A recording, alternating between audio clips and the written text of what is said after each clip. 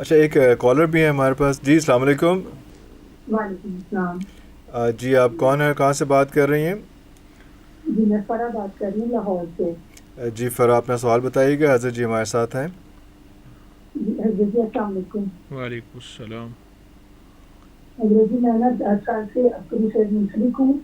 الحمدللہ میں نے آپ کے بتائے گئے وظائف سے بہت کچھ پایا ہے.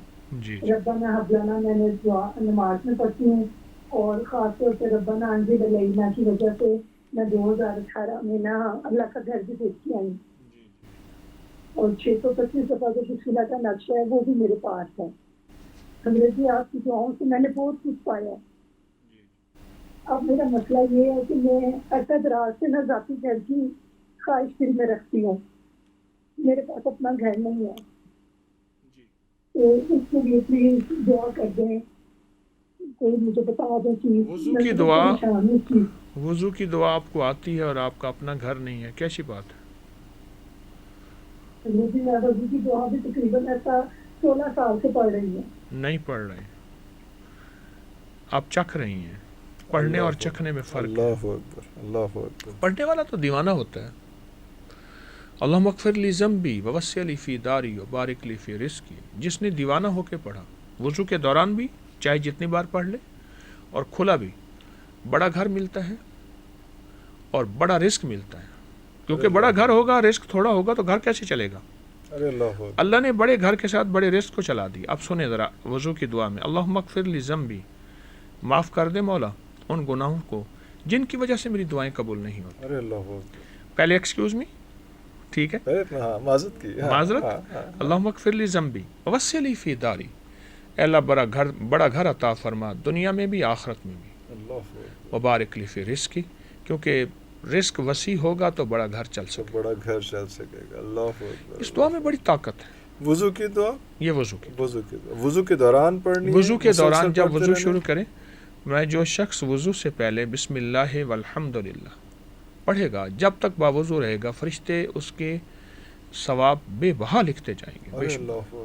اللہ بسم اکبر. اللہ والحمد للہ. الحمدللہ. ایک تو وضو کی دعا ہے اور بہت طاقتور دعا ہے. وضو شروع میں بسم اللہ والحمدللہ، اس کے بعد پھر وضو کے دوران یہ دعا دل ہی دل میں پڑھتے رہیں. مسلسل پڑھتے اگر رہیں، آپ بیت جتنی الخلاء دفعہ میں پڑھ ہیں، سکیں. ٹوائلٹ میں ہیں، تو جی. دل ہی دل میں دل پڑھتے ہی رہیں. دل. باہر ہیں تو زبان سے پڑھتے رہیں، چاہے جتنی تعداد میں پڑھ سکیں. چند بار ہی پڑھی جائے گی. اور اس کے علاوہ سارا دن کھلی اگر اس دعا کو پڑھ لیں، کھلا پڑھیں. اس دعا میں 3 چیزیں ہیں. تقویٰ، جو ولایت کا تاجدار بننا چاہتا ہے، کسی تنہائیوں کے عیب کو چھوڑنا چاہتا ہے، اور کہتا ہے کہ اللہ جس طرح میرا کفن سفید ہو اس طرح میرا دل بھی پاک پاکیزہ تیری بارگاہ میں حاضر ہوں.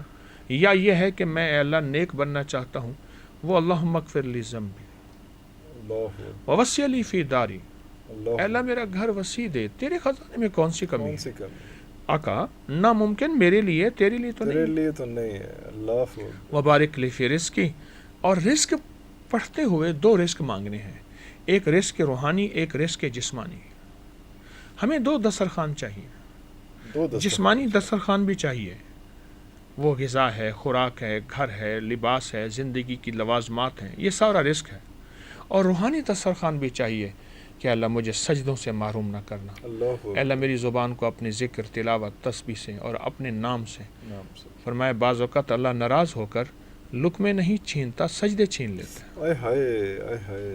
لقمے نہیں چھینتا، سجدے چھین لیتا. اور وہ بندہ سمجھتا ہے کہ میں خوشحال ہوں، وہ خوشحال اس دنیا کے چند لمحوں کا ہے. اس دعا میں بڑی طاقت ہے اور اس دعا میں بڑی قوت ہے. تو محترمہ کو ایک تو جو وظائف کر رہے ہیں ان کی اجازت دیتا ہوں، سب کی. اچھا انہوں نے، اور اس دعا کو کہوں گا کثرت سے پڑھیں. انہوں نے ایک بات کہی، اللہم ربنا، کیسے میں گھر دیکھ آئی. یہ سورۃ مائدہ کی آیت ہے. اللہم ربنا انزل علینا مائدۃ من السماء تکون لنا عیدا لاولنا وآخرنا وآیۃ منک وارزقنا وانت خیر الرازقین. جو بندہ 11 دفعہ پڑھ کے آسمان پہ پھونک مارے گا، جو چاہے گا ملے گا. ارے اللہ اکبر. حج پہ جانا ہے، بڑا گھر چاہیے، رزق چاہیے، صحت چاہیے. یہ ابھی محترمہ نے جو کہا نا، میں نے اللہم ربنا والے سے اللہ کا گھر بھی دیکھا. میں آپ کو اپنا واقعہ سناؤں. میرے ساتھ ایک صاحب تھے، میں یہ فضائل واقعات بیان کر رہا تھا. تو ڈی ایچ میں وہاں رہتے ہیں، تو مجھ سے کہنے لگے ہم جہاں جا رہے ہیں تو ہمیں کھانا کھلائیں گے. میں کہ جو مقدر ہوگا کھا لیں گے. کہنے لگے نہیں میں اس آیت سے نا ان سے دیسی مرغا چاہوں گا اور مجھے دیسی مرغا ملے. میں نے ان سے کہا جو آپ کا یقین ہوگا. اچھا بات ہوئی بھول گئی, وہ پڑھنا شروع ہو گئے. جب واپس ہوئے ہم, کچھ دن وہاں قیام تھا, مجھ سے کہنے لگے آپ نے محسوس نہیں کیا دیسی مرغا تھا؟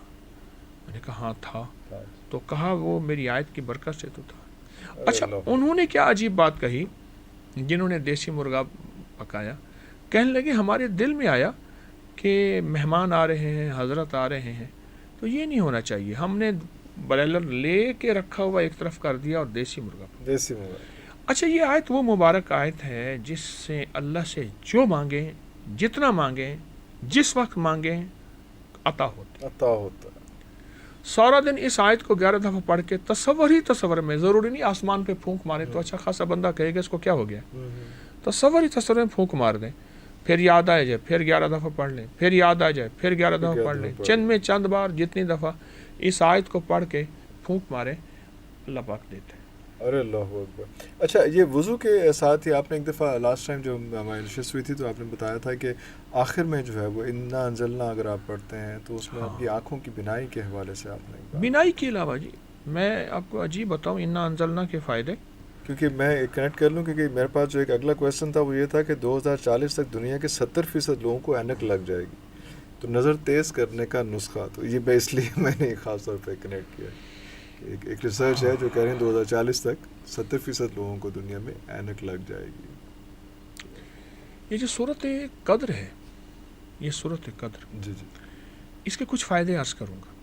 ایک تو جو بندہ وضو کے بعد ایک بار صورت قدر پڑھے گا اس کی نظر تیز ہوگی, ایک فائدہ, یادداشت تیز ہوگی, اور دوسرا اس کا تیسرا فائدہ یہ ہے اس کی نظر میں اللہ جل شانہ حیا عطا فرمائے. ارے اللہ آپ کوئی نیا کپڑا لیں, 32 بار صورت قدر پڑھ کے بوتل پہ دم کر کے سپرے کر دیں اس پہ, آپ حیران ہوں گے ہمیشہ اچھے کپڑے, اچھا لباس, اچھی نعمتیں اور حیرت انگیز چیز ملے گی.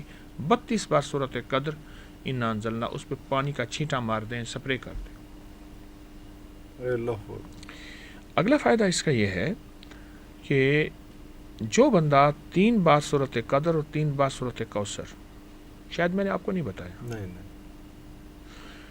ایسا ہوا دھند بہت زیادہ تھی, میں حویلی سے یہاں لاہور پہنچا, اور حویلی سے لاہور 500 کلومیٹر ہے, موٹر وے سے آئے تھے.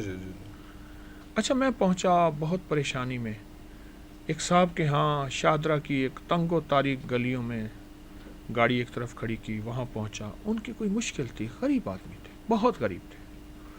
میں اس کے لیے دعا کرتا رہا, اللہ سے مانگتا رہا, بیٹھا.